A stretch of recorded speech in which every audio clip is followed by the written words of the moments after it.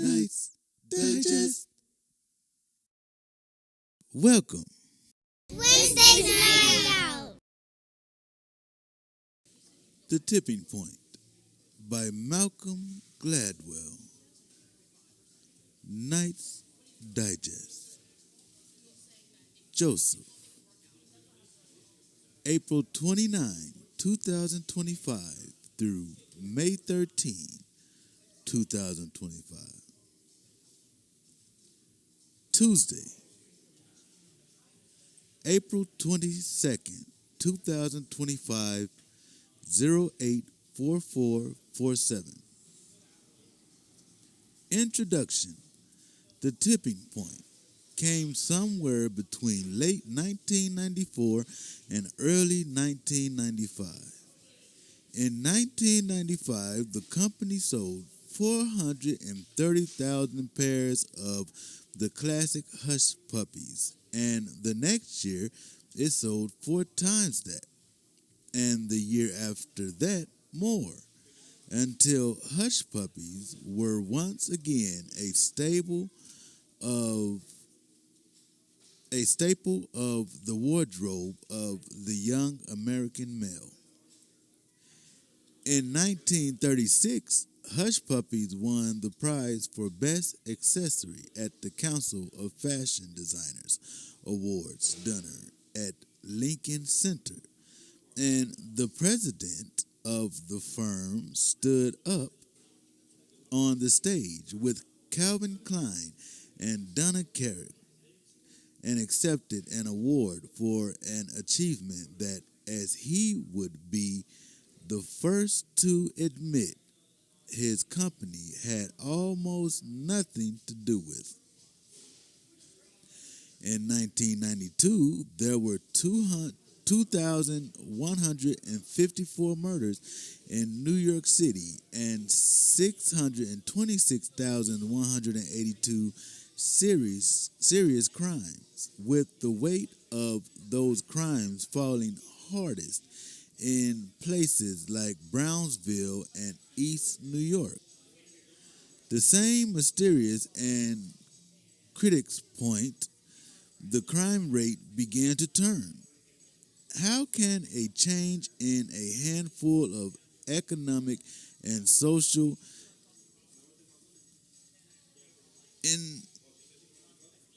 indices cause murder rates to fall by 2/3 in 5 years? The Tipping Point is the biography of an idea, and the idea is very simple. It is what the best way to understand the emergence of fashion trends, the ebb and flow, if crime waves, or for that matter, the transformation of unknown books into bestsellers, or the rise of teenage smoking, or the phenomena of word of mouth, or any number of the other mysterious changes that mark everyday life, is to think of them as epidemics. Ideas and products and messages and behaviors spread just like viruses too. The name given to that one dramatic moment in an epidemic when everything can change all at once is the tipping point. Wednesday, April 23, 2025, 092959. 1. The 3 rules of epidemics takes a journey through syphilis. Prominent cause being crack, taking a ride into risky sexual behavior. It takes only the smallest of changes to shatter an epidemic's equilibrium.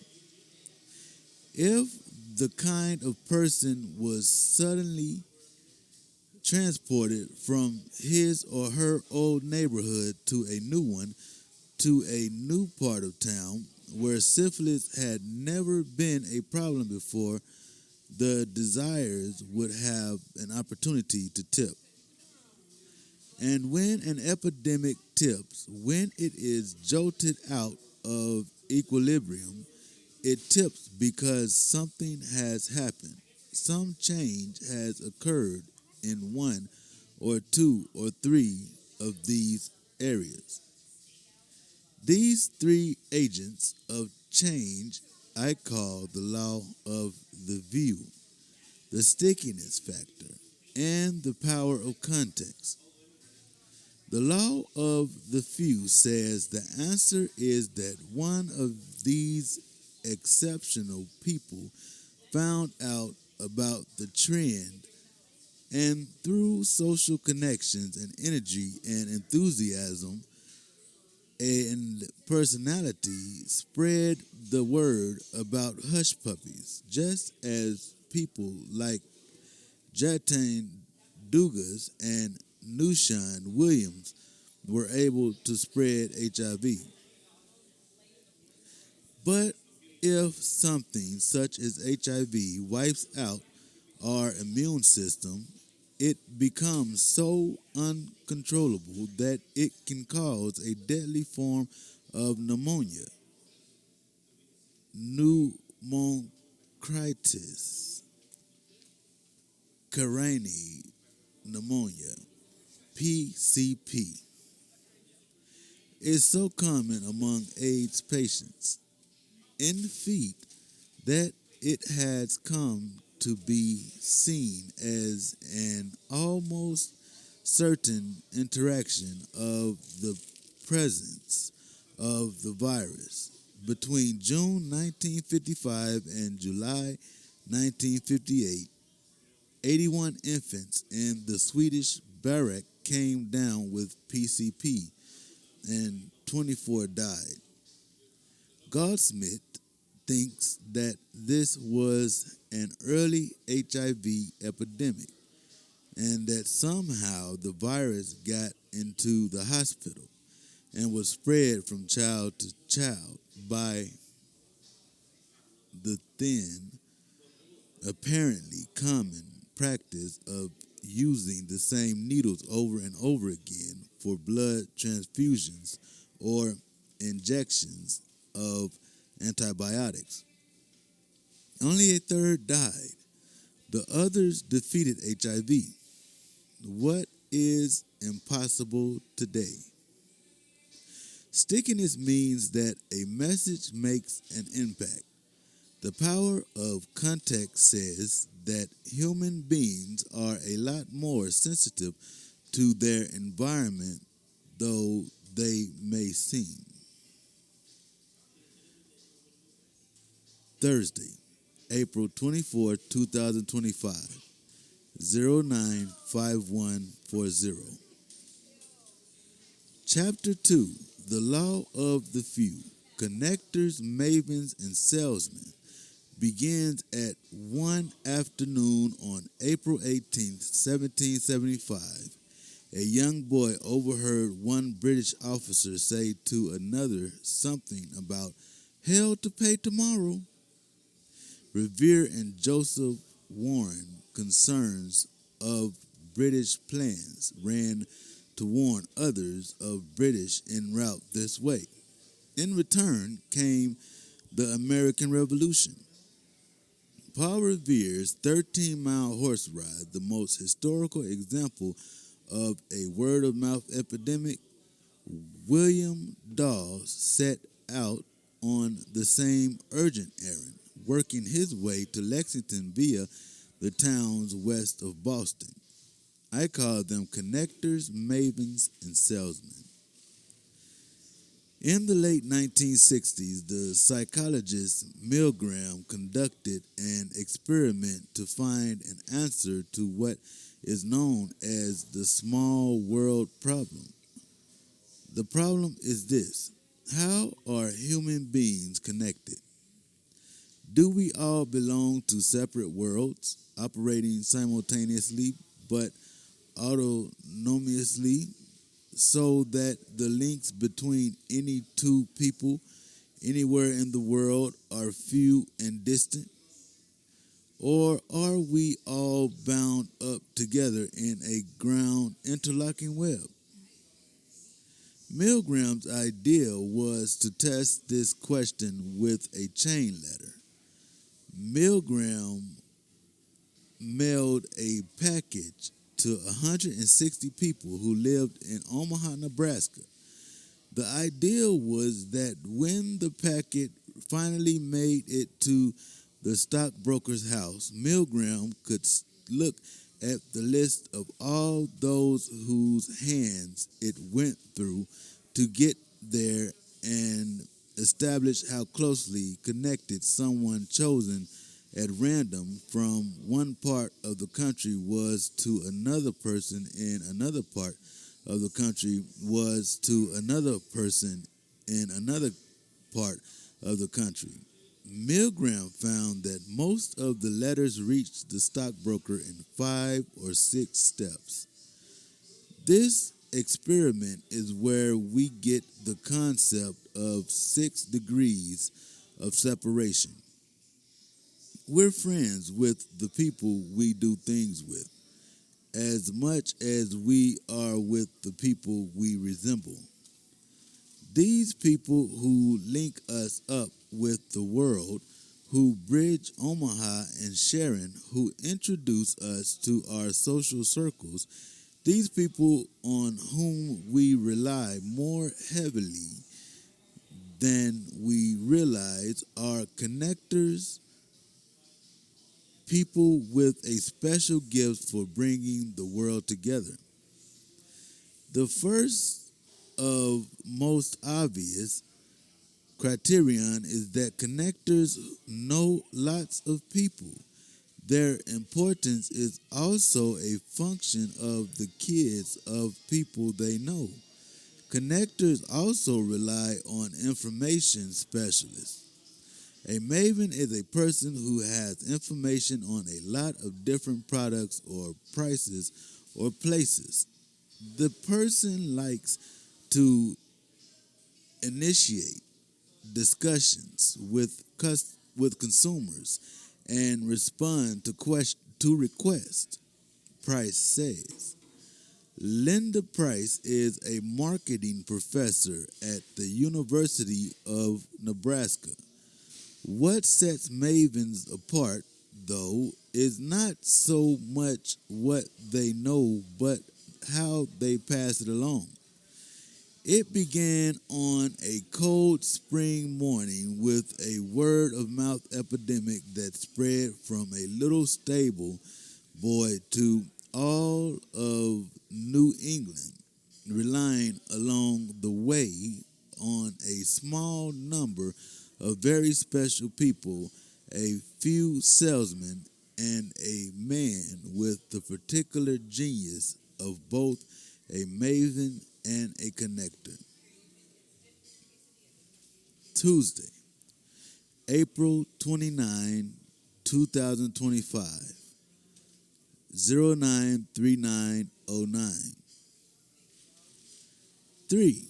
The stickiness factor. Sesame Street, Blue's Clues, and the educational virus. What Cooney wanted to do, in essence, was create a learning epidemic to counter the prevailing epidemics of poverty and illiteracy. Cooney called her idea Sesame Street. Perhaps no one has done more to illustrate the potential of this kind of stickiness engineering, however, than children's educational television, in particular the creators of Sesame Street and later the show it inspired, Blue's Clues. What we now think of as the essence of Sesame Street, the artful blend of fluffy monsters and earnest adults, grew out of a desperate desire to be sticky. The creators of Sesame Street did not junk their entire show after the Philadelphia disaster. They just added Big Bird, and he made all the difference in the world. Lesson of stickiness. There is a simple way to package information that, under the right circumstances, can make it irresistible. All you have to do is find it. Tuesday, April 29, 2025, 193440. Wednesday, April 30th, 2025, 085146. Chapter 4, The Power of Context, Part 1, Bernie Goetz and the Rise and Fall of New York City Crime begins with Goetz's attempted murder on the subway, where he would later be acquitted on the charges. The Goetz case has become a symbol of a particular dark moment in New York City history, the moment when the city's crime problem reached epidemic proportions. That was New York City in the 1980s, a city in the grip of one of the worst crime epidemics in its history. But then, suddenly and without warning, the epidemic tipped. From a high in 1990, the crime rate went into precipitous decline. Lesson of power of context is that we are more than just sensitive to changes in context. James Q. Wilson and George Kelly argued that crime is the inevitable result of disorder. In the mid-1980s, Kelly was hired by the New York Transit Authority as a consultant. They then hired David Gunn, whom said, "We must start by cleaning off the graffiti," as subway director. Gunn's graffiti cleanup took from 1984 to 1990. At that point, the Transit Authority hired William Britton to head the transit police. Britton decided to crack down on fare beating, a trait like honesty. They concluded 13 considerably influenced by the situation, most children. What this study is suggesting, in other words, is that the convictions of your heart and the actual contents of your thoughts are less important in the end, in guiding your actions within the immediate context of your behavior. Environmental tipping points are things that we can change, Goetz went on, viciously and savagely. If you corner a rat and you are about to butcher it, okay? The way I responded was viciously and savagely, just like that, like a rat. Of course he did. He was in a rat hole. Thursday, May 1st, 2025, 094455. Chapter 5, The Power of Context, Part 2, The Magic Number 150. In 1996, a sometime actress and playwright by the name of Rebecca Wells published a book entitled Divine Secrets of the Yaya Sisterhood. A year later, Yaya Sisterhood came out in paperback. They bought one ad opposite the contents page of the New Yorker magazine, and in the space of a month, sales doubled to 60,000. I started noticing mothers and daughters coming.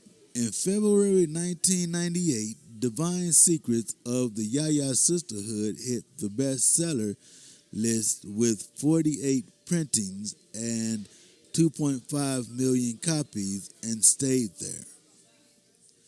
I walked into a situation where all of a sudden there were 700 and 800 people at my reading, said Rebecca Wells. The women that read Yaya books were part of groups. Why did Yaya Sisterhood turn into an epidemic? The book itself is heartwarming and beautifully written, a compelling story of friendship and mother-daughter relationships. The success of Yaya is a tribute to the power of context. More specifically, it is testimony to the power of one specific aspect of context, which is the critical role that groups play in social epidemics. In the late 18th and early 19th centuries, for example, the Methodist movement became epidemic in England and North America, tipping from 20,000 to 90,000 followers in the U.S. in the space of 5 or 6 years in the 1780s. Over the course of his life, John Wesley traveled ceaselessly among these groups, covering as much as 4,000 miles a year by horseback, reinforcing the tenets of Methodist beliefs. He was a classic connector, one person with ties to many groups. Wesley's Methodism spread like wildfire through England and America because Wesley was shutting back and forth among hundreds and hundreds of groups, and each group was then taking his message and making it even stickier. The word about Yaya was spreading in the same way. From reading group to reading group, from Yaya group to Yaya group, and from one of Wells' reading to another, because for over a year she stopped everything else and toured the country nonstop. Lesson: small, close-knit groups have the power to magnify the epidemic potential of a message or idea. Rule of 150 is a fascinating example of the strange and unexpected ways in which context affects the course of social epidemics. Biologist S.L. Washburn writes, most of human evolution took place before the advent of agriculture, when men lived in small groups on a face-to-face basis.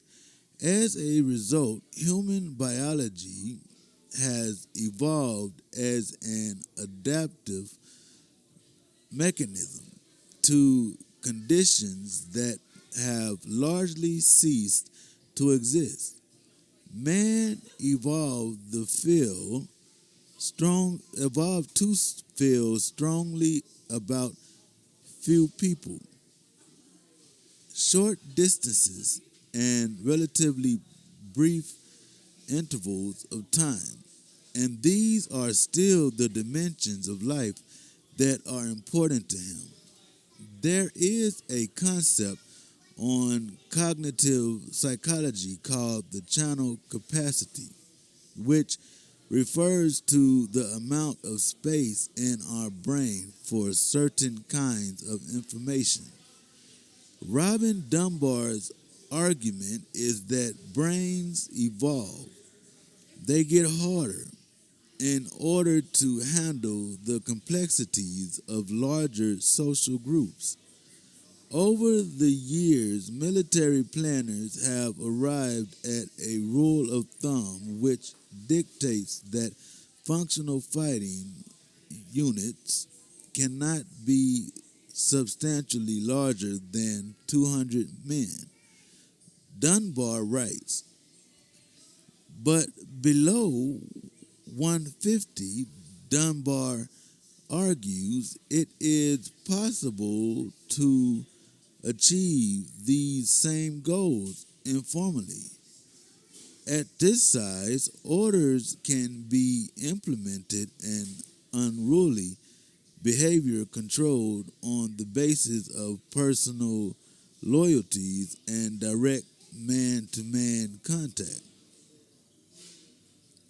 If we want groups to serve as incubators for contagious messages, then as they did in Of Divine Secrets of the Yaya Sisterhood or the early Methodist Church, we have to keep groups below the tipping point, below the 150 tipping point.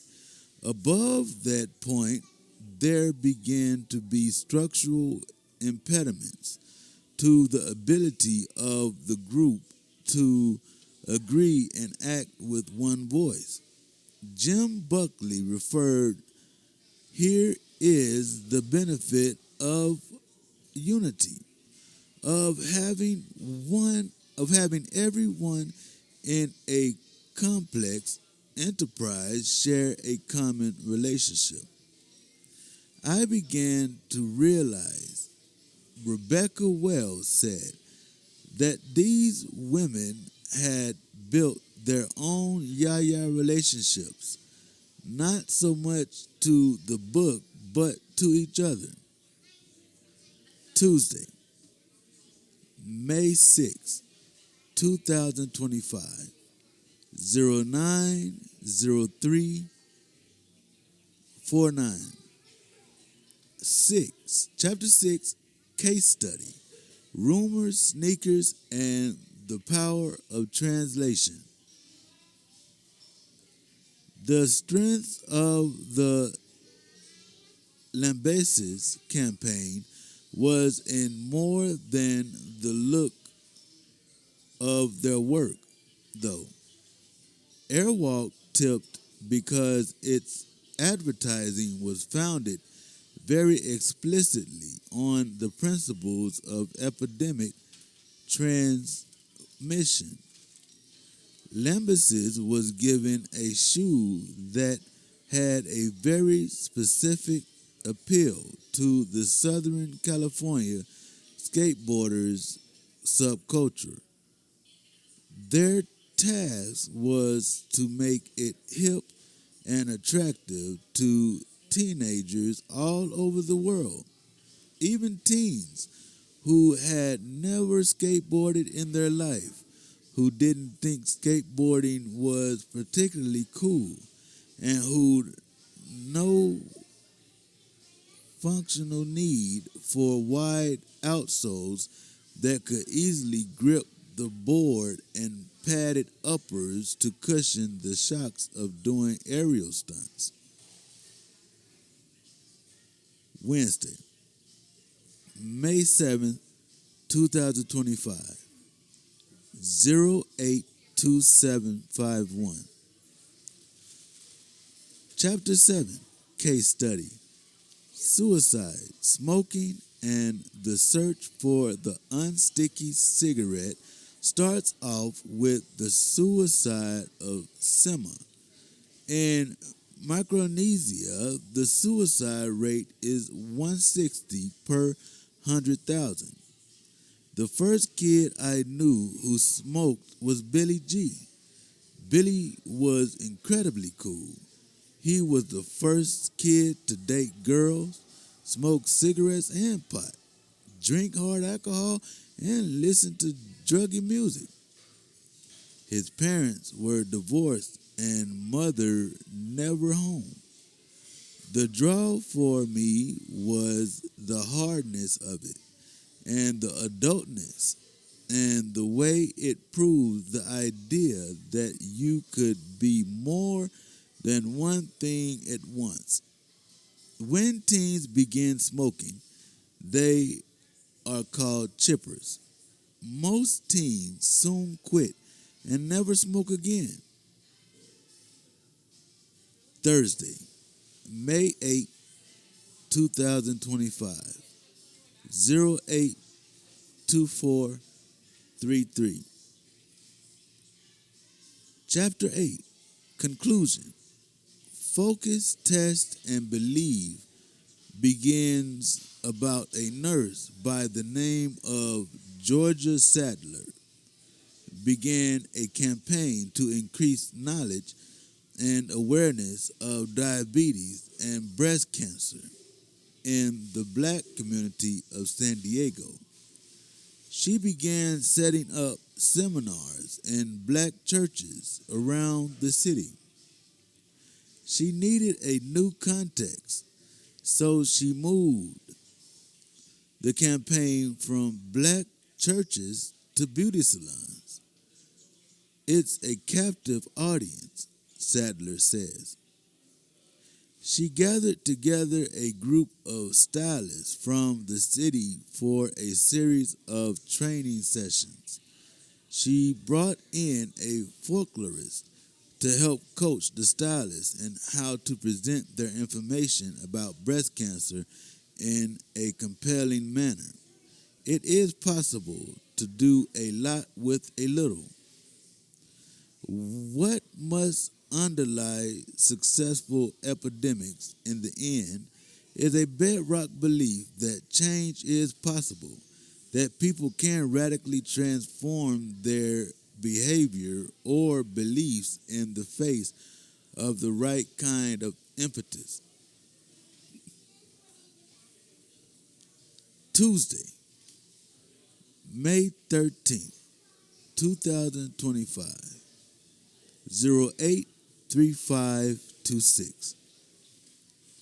Afterward, tipping point, lessons from the real world. I have received thousands of emails through my website, www.gladwell.com. I have spoken at conferences and retreats and sales, meetings, and chatted with internet entrepreneurs and shoe designers and community activists and movie executives and countless others. And each time I have learned something new about my book and about why it seems to have touched such a chord. One of the things that motivated me to write The Tipping Point was the mystery of word of mouth, a phenomenon that everyone seemed to agree with and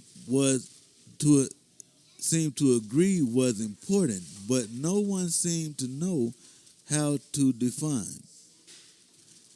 Relying on the connectors, mavens, and salesmen in our life is a way we deal with the complexity of the modern world.